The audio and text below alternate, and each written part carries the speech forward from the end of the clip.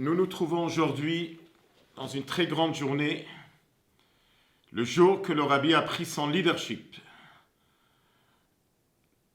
Après la Shoah, où Am Israël était dans une situation dangereuse, le Rabbi prend sur lui, exactement aujourd'hui, c'était le jour que le Rabbi a fait son premier Mahamar, son premier discours, où le Rabbi avait une vision d'arriver à chaque juif dans le monde.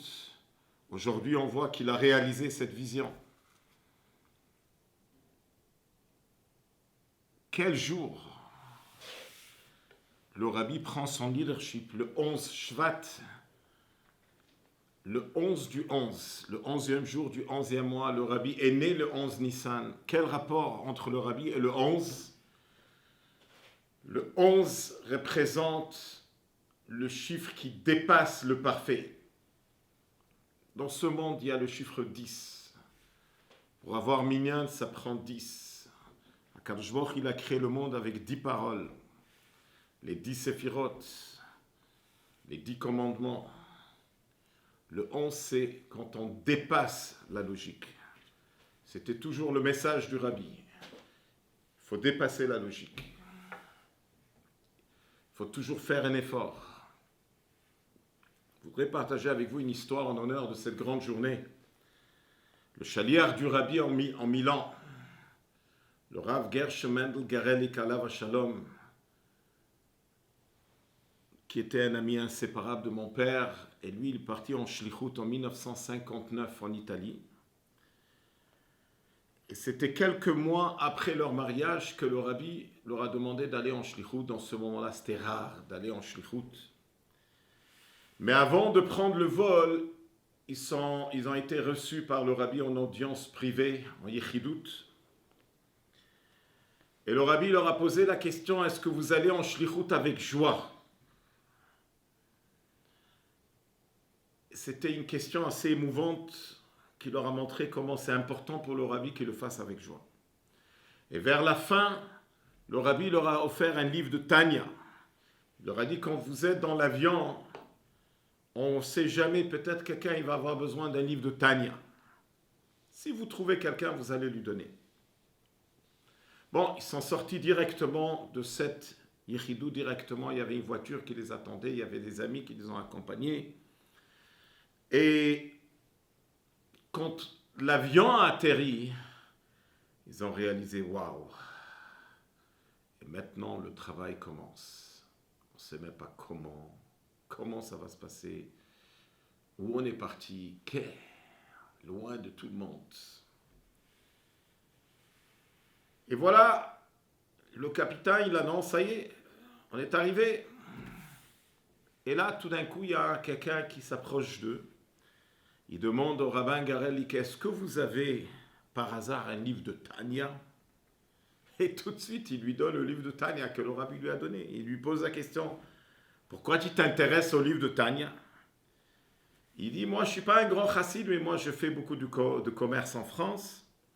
Et j'ai voyagé chez le rabbi pour prendre une bracha. Et le rabbi me dit, quand tu es dans l'avion, c'est important d'étudier. Et ça aurait été bien que tu étudies dans le livre de Tanya. Alors j'ai dit au rabbi, je n'ai pas un livre de Tanya. Le rabbi lui a dit, dans l'avion, tu vas peut-être trouver quelqu'un qui pourra te l'offrir.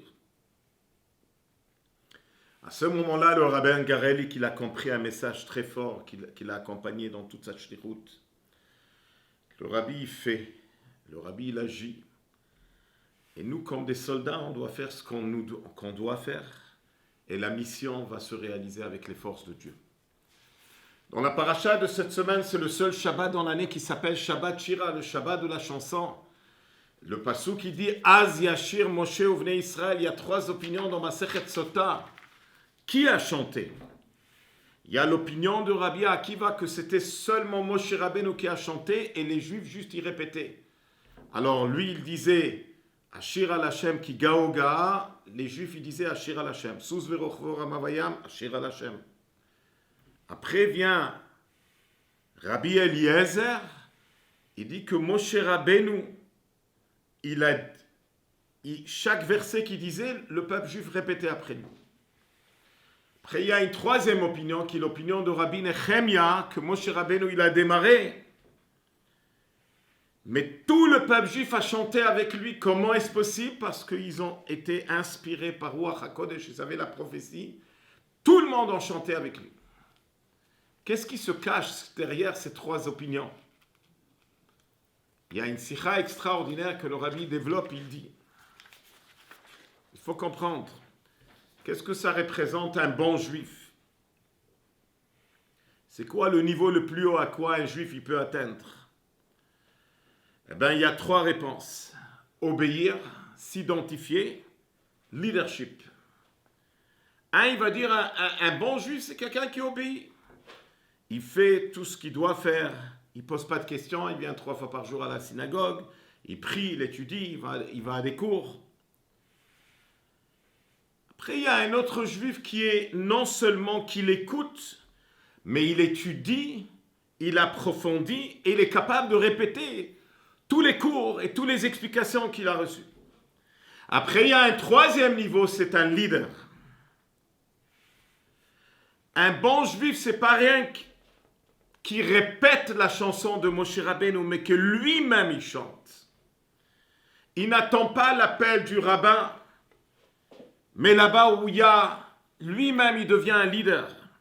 Il prend du charisme, il prend de la responsabilité, il agit. Voilà les trois opinions. Rabbi Akiva il dit que Shirat Hayam, c'est que le peuple juif il est soumis à Moshe Rabbeinu. Donc Moshe Rabbeinu il chante, eux ils répètent. Chaque fois ils répètent Ashir al Hashem. Rabbi Eliezer il tient que les juifs ils ont avancé et ils se sont identifiés entièrement avec la chanson de Moshe. C'est pas rien qu'ils ont été d'accord avec ces mots, mais ils les ont répétés. Ça veut dire qu'ils ont approfondi, ils ont compris les paroles de la Shira. Rabbi Nehemia il tient que Akadosh Baruch Hu demande plus que cela. Il ne veut pas rien que c'est des élèves qui suivent un leader, qui dépendent toujours du leader, mais que eux-mêmes ils deviennent.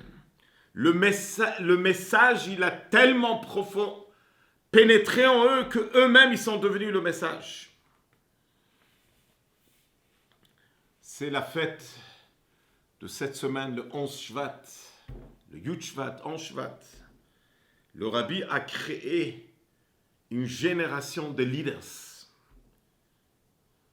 Comme il s'est exprimé, le grand rabbin d'Angleterre, le rabbin Sachs alav shalom. Donc aujourd'hui, on prend sur nous, de suivre le chemin du Rabbi. Et chacun et chacune de nous essaie de voir qu'est-ce que je peux faire pour transmettre le message de la Torah, du judaïsme, à un autre juif. Shabbat Shalom.